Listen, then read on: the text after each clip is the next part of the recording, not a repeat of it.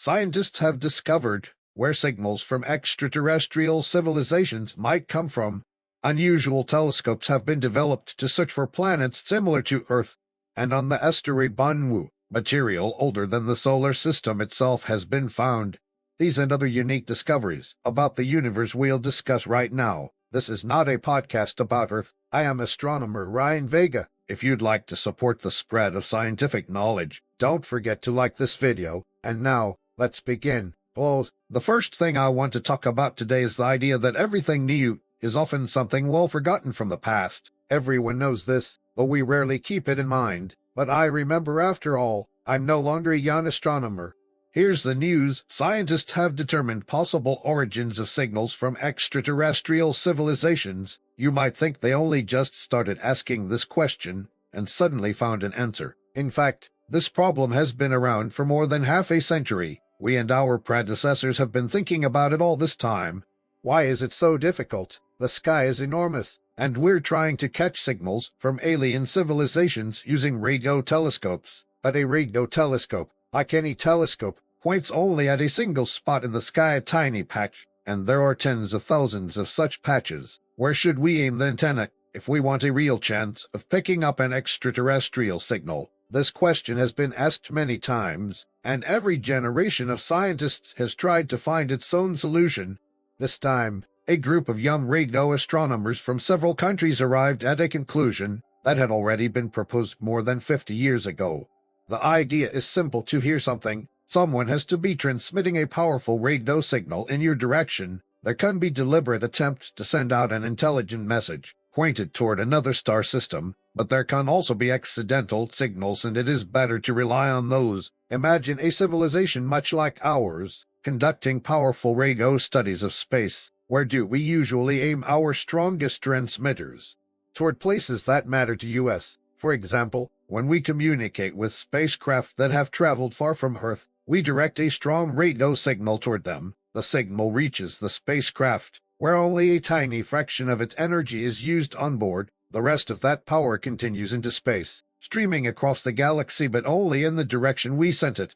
And so, the latest idea is this: our deep space communication network is constantly working to stay in contact with probes flying to planets, asteroids, and moons. Today, we have many such probes, but most travel within the same plane, where the planets orbit the sun, the ecliptic plane, which is also the plane of Earth's orbit. This means that most of our radio transmissions leave Earth in the direction of the ecliptic.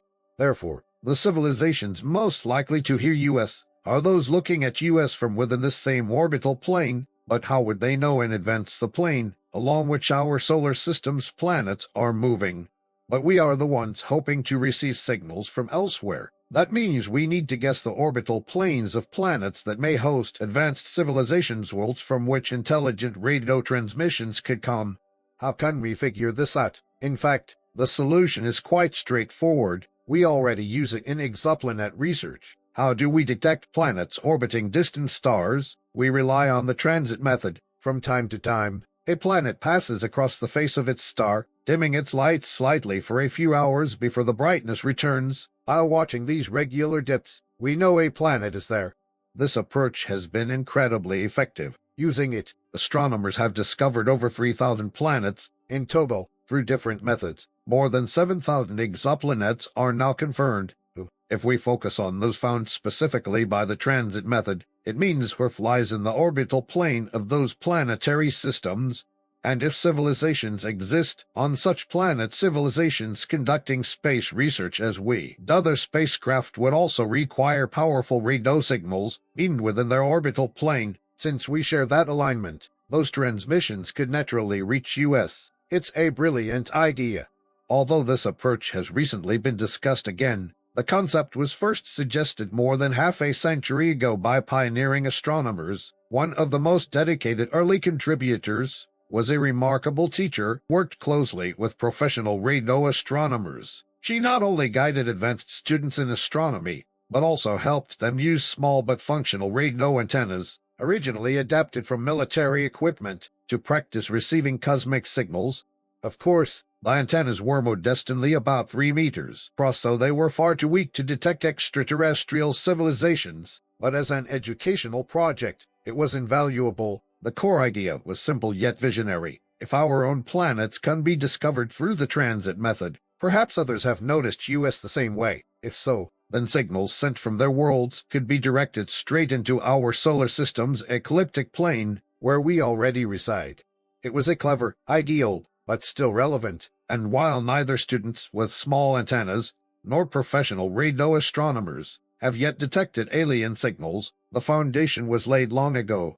Without false modesty, I can remind you that long ago I also suggested where we should expect signals to come from. My reasoning was similar. Instead of waiting for a transmission deliberately aimed at us, we might eavesdrop on the routine radio communications of another civilization, and that is exactly what the current discussions are about, listening in while a civilization communicates with its distant spacecraft.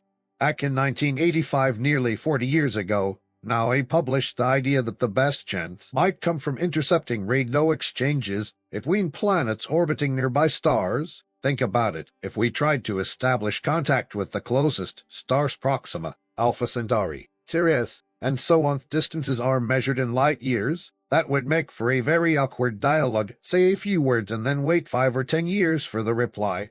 But in certain regions of the galaxy, stars are packed so densely together that communication could almost happen in real time. Say something and receive a response in a week or even a few days. These regions are globular clusters. There are only about 200 such clusters in our galaxy, but each contains hundreds of thousands or even millions of stars packed into a tight sphere.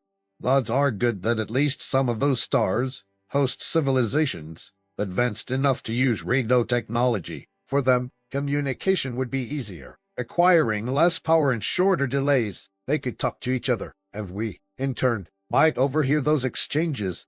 I published this idea, and radio astronomers carried out preliminary surveys of the very globular clusters I pointed to. So far, no signals have been detected. Honestly, we didn't expect to succeed right away, since even the nearest globular clusters are tens of thousands of light years away. That means any signal would arrive extremely faint.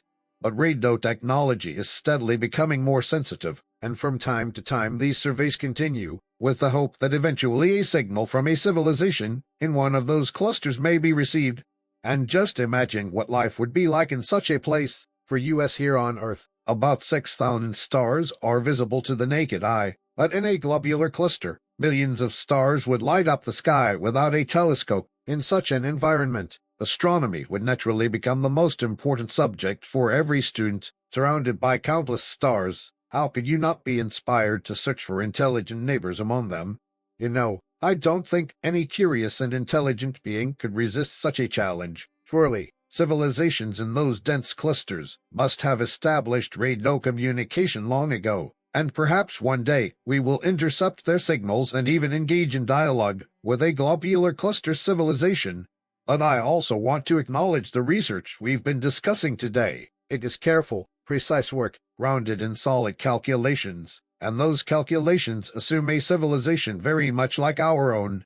Let me remind you, back in 1959, two physicists, Giuseppe Cocconi and Philip Morrison B., then living in the United States, published a short note in a scientific journal. It began with words I remember well: if the nearest stars have planets, and if intelligent beings live on them, with a technology similar to ours, radio receivers and transmitters like those we already possess in 1959, then we could establish contact with them. It was only a small article, but it became fantastically influential. It opened the eyes of both professional radio astronomers and amateur stargazers to the idea that we already had the means to attempt contact. And what is happening today? Radio astronomy has advanced enormously. In a recent study, the authors began with almost the same idea, except they considered stars within about 100 light years. That's relatively far, yet there are plenty of stars in that range. If civilizations around them have technology comparable to Earth's, how improved after half a century could make contact. The researchers identified stars that not only lie within the distance, but also have planets discovered by the transit method, that is, planets detected through tiny dips in starlight when they pass in front of their suns. This means that we, from Earth, are aligned with the orbital planes of those planets. If intelligent beings, there being strong signals along those planes, we are already in their path. And here's the fascinating part. They found about 150 such stars. Most of them are red dwarfs, smaller and cooler than our sun, but still capable of hosting habitable worlds. Among them appears a particularly famous name, TRAPPIST-1. Do you remember this star? It's a red dwarf with an entire planetary system remarkably similar to our own solar system. 7 Earth-like worlds orbit there. Not gas giants, not icy fragments, but rocky planets comparable in size to Earth and Venus, and even reminiscent of Mars. And so once again, TRAPPIST- comes to the forefront as a prime example in the search for extraterrestrial radio signals. We often talk about this planetary system. It is uniquely interesting, though not without its drawbacks. After all, a red dwarf is not the most welcoming kind of star. On its surface, powerful stellar flares erupt frequently, and these are hardly ideal for life on nearby planets. But then again, our own sun produces solar flares as well, and we manage to endure them without too much trouble. I believe that on the planets of TRAPPIST-1 could very well be a civilization with radio transmitters, and one day, perhaps, we will hear their signals. This brings us to another topic, tied to optical astronomy, yet directly connected to radio work. I'm speaking about the study of exoplanets, planets around other stars. For this, space telescopes are our best tools. The James Webb Space Telescope, for example, has revolutionized our view of distant worlds. But space telescopes come with a major challenge. They must be launched into orbit. That means they need to fit inside the narrow payload fairing of a rocket. Rockets are slim, while telescopes, ideally, need to be as large as possible. The larger the mirror, the more light it gathers, and crucially sharper and more detailed the image it provides.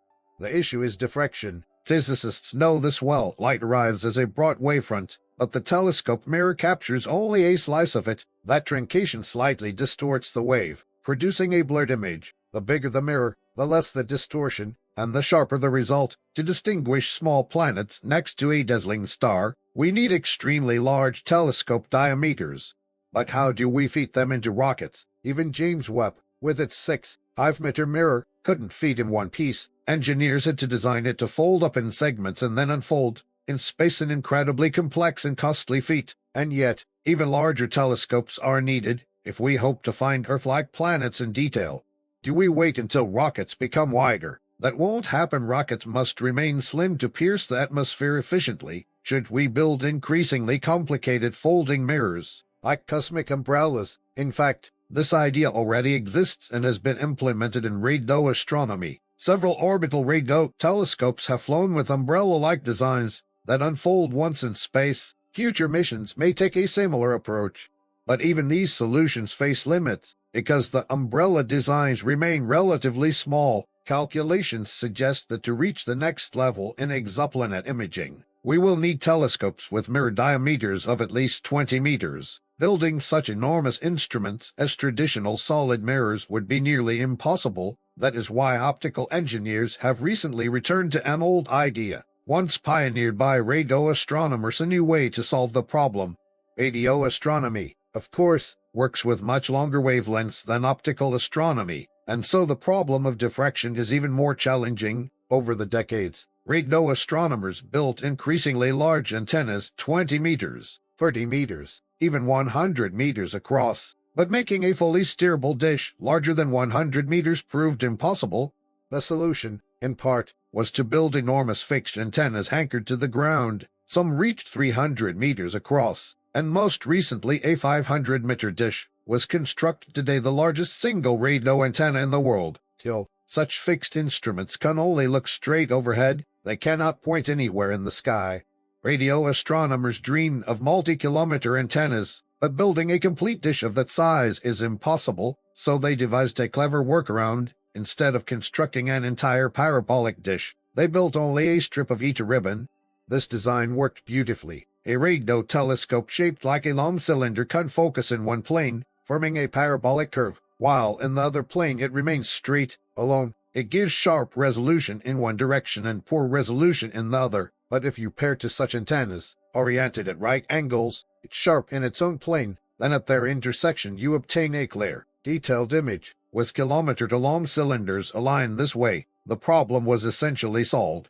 Optical astronomers then asked, why not do the same with light? and today there are proposals for space telescopes with ribbon-like mirrors instead of full circular ones. Such a mirror would stretch perhaps 20 meters in one direction, gathering light efficiently along that axis, while being relatively narrow in the perpendicular direction. A structure like this could be folded neatly, hacked into a rocket fairing, and then unfolded in orbit much easier after the engineering lessons of James Webb.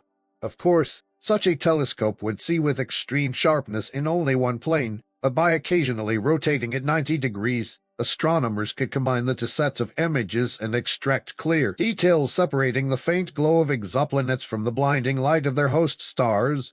It's a clever idea, and work is already underway on such designs. Engineers are also thinking ahead to even more advanced solutions. After all, a ribbon is only a compromise. What astronomers truly want is a full mirror and enormous optical telescope in orbit. Launching a single-piece mirror of that size is impossible. Building one from assembled solid parts is almost certainly beyond reach, so a radical proposal has emerged: telescopes with liquid mirrors. The first experiments are just beginning on Earth. In parabolic flight laboratories aircraft that briefly simulate weightlessness, scientists are testing the behavior of liquid surfaces under microgravity. If these early trials succeed, one day we may see space telescopes that form perfect mirrors from liquid itself. For now, we wait for the ribbon mirror telescopes, and here, in the Not of This Earth podcast, we continue exploring the latest discoveries about our universe. Of course, you remember that a few years ago two asteroids Bennu and Ryugu were visited by spacecraft with the goal of collecting soil samples and bringing them back to Earth. Both missions succeeded. The Japanese spacecraft HAYABUSA-2 traveled to the kilometer-sized asteroid Ryugu and returned with nearly a kilogram of material. The American mission OSIRIS-REx targeted Bennu, a smaller asteroid about half a kilometer across, and brought back a far tinier sample, just 122 grams, a literal pinch of dust. Yet this small pinch turned out to be perhaps the most fascinating. Among the grains of Bennu's soil were particles whose isotopic composition revealed something astonishing. They are older than the solar system itself. These tiny stones were formed long before our sun, planets, moons, and asteroids came into being. They were ejected by previous generations of stars and perhaps even by planets orbiting those stars. In other words, Bennu holds truly ancient matter. One cannot help but recall the lines of William Blake, to see a world in a grain of sand, and eternity in an hour. Indeed, in that handful of dust, scientists discovered grains that carry us back not to eternity perhaps, but to a past billions of years before our solar system was born. This is the oldest material ever held by human hands, over 5 billion years old. Perhaps closer to 7 billion, according to analysis. Such is the value of asteroid missions. Over 1 million asteroids have been catalogued in the solar system, but spacecraft have so far visited only 3: HAYABUSA-1, HAYABUSA-2, and OSIRIS-REx. Just 3 tiny handfuls of sand have reached Earth, yet they have already led to extraordinary discoveries, and countless asteroids remain unexplored, their origins and compositions still unknown. New probes are even now en route to some of them. We will soon see what secrets they reveal. Music. Another piece of news comes from an old veteran of space exploration, Chandra. Do you remember what Chandra is? It is the space-based X-ray telescope launched in 1999. A quarter of a century later, it is still orbiting, still working, still sending us invaluable data from the high-energy universe.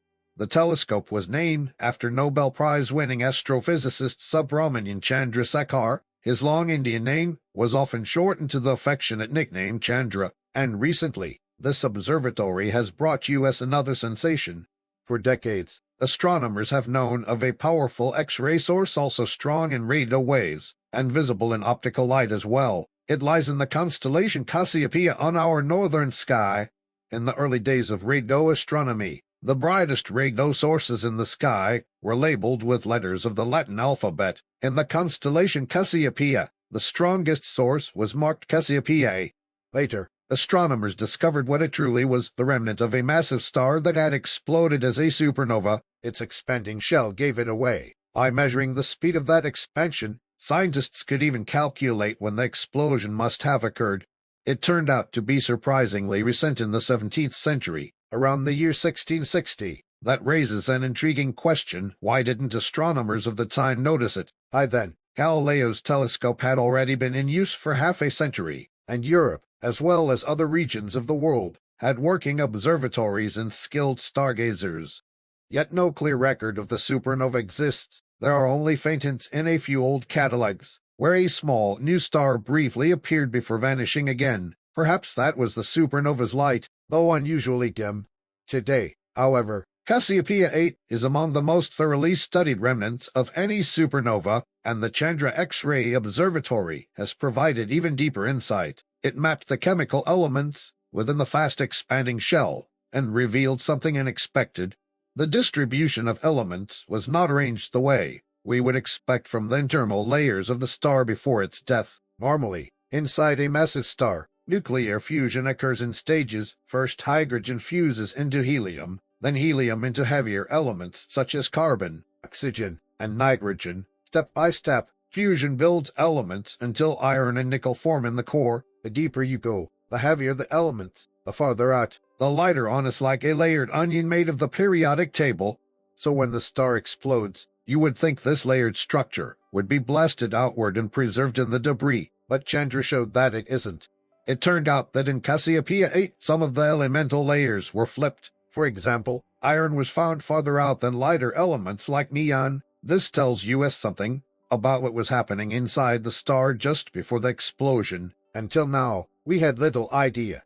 Our mathematical models weren't sufficient. They usually assumed a perfectly symmetrical distribution of matter, but the evidence shows turbulence. In the final hours before the blast, the star's layers churned and swapped places. Shells containing different elements bubbled and shifted positions. Perhaps this mixing even triggered the explosion itself, as lighter elements sank deeper into the hotter regions of the star. For theorists, this is now a mystery to solve, and thanks to the Chandra telescope, we could see it directly for the first time. Mapped distribution, elements in the glowing bubble left behind by the supernova. Chandra has been invaluable, a quarter of a century in orbit, and it continues to deliver extraordinary results. Unlike infrared telescopes, which constantly require cryogenic cooling and quickly run out of liquid hydrogen or helium, an X-ray observatory like Chandra doesn't face that problem. Its only challenge was in manufacturing its mirrors, crafted with extreme precision to focus not visible light but X-rays. This is no medical X-ray machine, but a true telescope capable of producing detailed images in high-energy radiation.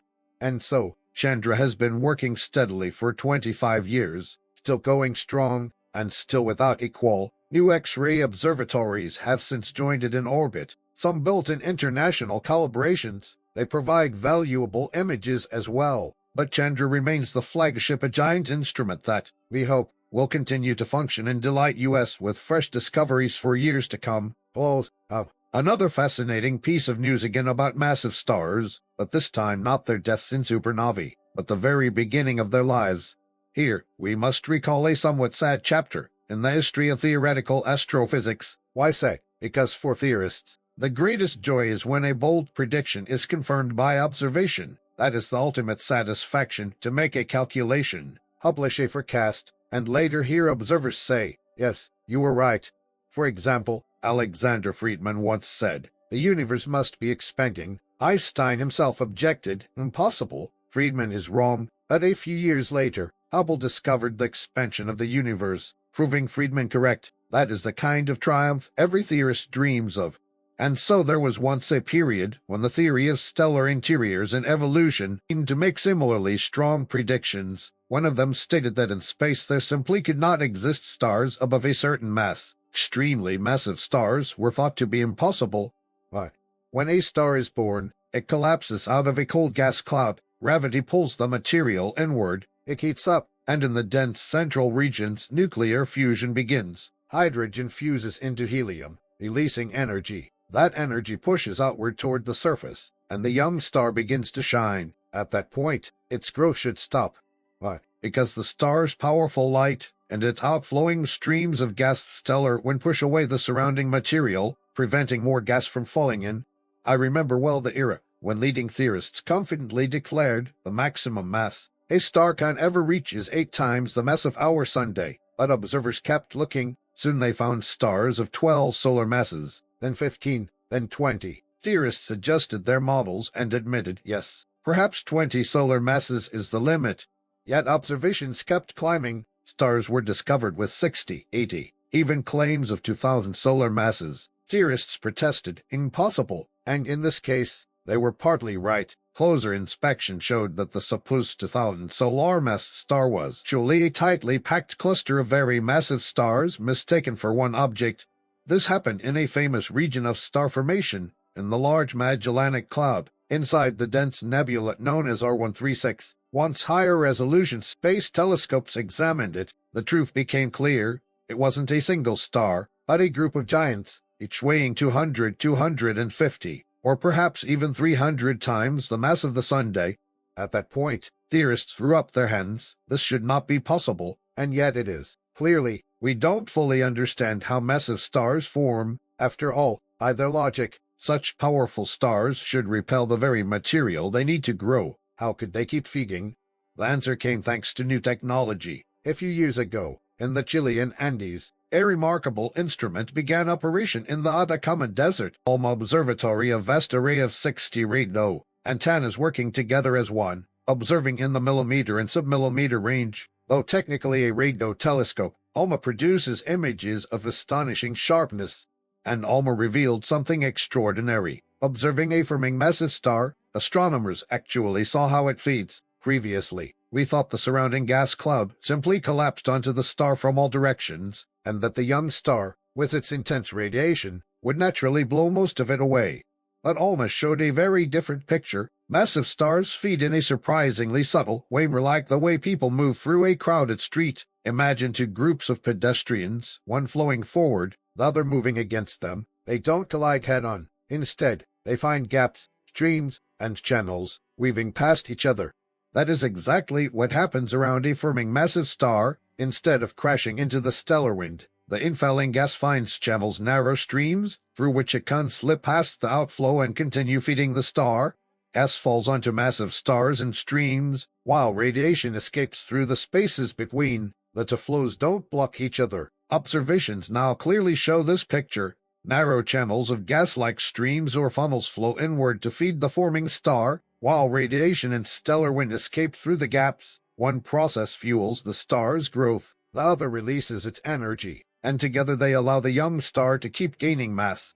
What kind of monsters might we discover next? We've already found stars weighing 200 times the mass of the Sunday. Perhaps we'll discover ones of 500, or even 1,000. Some theories suggest that in the early universe, during the birth of the first galaxies, there may have been stars with tens of thousands of solar masses. These may have been the ancestors of today's supermassive black holes. Oh, friends, as a new academic year begins, I often receive questions about how best to study astronomy today, what resources might be useful for students, enthusiasts, or those simply curious about the cosmos. Astronomy has had an uneven history in education, sometimes included, sometimes forgotten, but it remains a subject that inspires.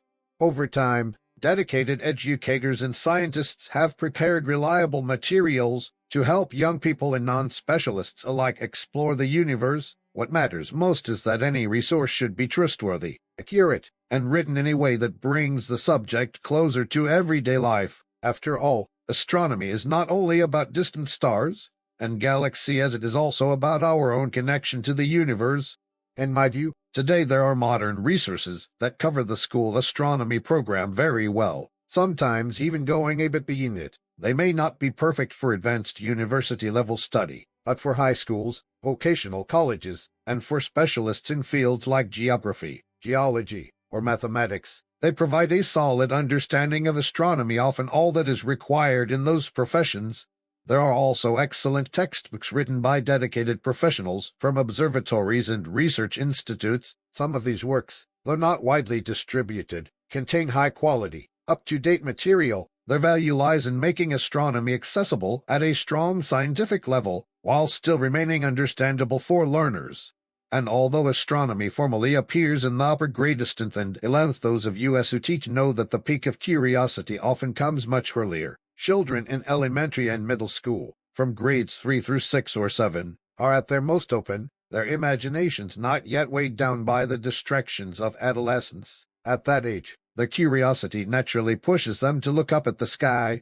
That is why educators have also created lighter, simpler books intended for younger students. These are not mandatory, but many teachers enjoy using them, and they often prove invaluable for schools that wish to go beyond the standard program. For teachers with passion and students with curiosity, such resources can become essential tools in sparking a lifelong fascination with the universe. Thank you.